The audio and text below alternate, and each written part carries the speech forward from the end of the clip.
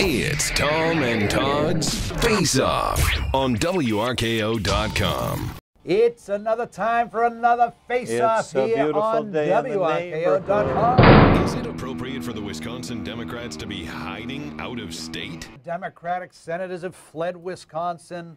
Wow, I speak as a Democrat. This is a bad move. This does not look good at all. To run away from a fight, an argument, a debate, whatever it is, you just disappoint everybody there. Well, stand and be counted. Hang on a sec, Stand and be a man. If you're going to have a debate about policy that has to do with America, isn't it better to have people involved in the debate who believe in America?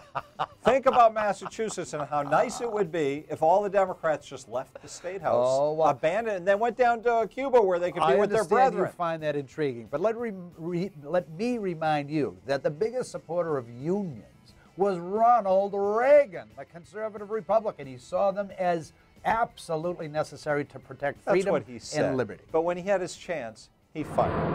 Organizing for America, President Obama's political machine is in Wisconsin organizing protests. Is Obama, once again, on the wrong side of the debate? Well, of course, Obama's always on the wrong side of the debate. He's a socialist and doesn't believe in the American system of government. In this case, it's particularly egregious because he's taking his campaign organization and throwing the whole organizational power of that into the Wisconsin fight. So once again, he's not leading the people of America, he's leading his base. What strikes me as odd here is that Obama, even by his fans in the media, punted on the federal budget.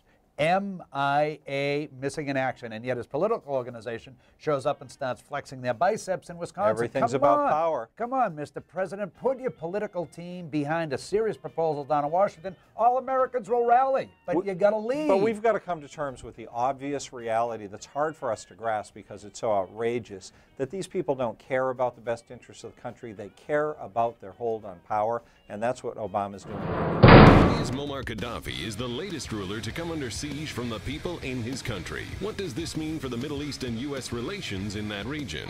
You know, Gaddafi is just the latest in a string of people who are feeling the heat over there. Lots of tumult, lots of unrest, and a lot of uncertainty. Is this going to be good for the United States? I don't think anybody knows. We're at a pivot point in history. Tough time. But this guy is no good. No good. He's not a good person at all in any way, shape, or form. Don't shed any tears over Gaddafi, but worry a little bit about American interests over that way. Oh, yeah, absolutely. Well, you know, Barack Obama campaigned promising he was going to bring hope and change. We haven't gotten much hope, but there sure is a lot that's changing. You've got Libya over here, and you've got Tunisia over here, and you've got Egypt in the middle, and in a period of, what, 3 or 4 weeks, they've all been overthrown, and the Middle East is entering a whole brave new world. Bahrain, where our naval fleet is over there. This is amazing. And of course, by the way, let's not lose sight of the fact that our most steadfast ally, Israel, is starting to say, what the heck is going on? This world is crazier than we thought. And guess what? We're paying the price because oil is shooting up. We've got to get off of foreign oil. Let's get to work on that, okay? That's Face Off. See you again next week right here at WRKO.com.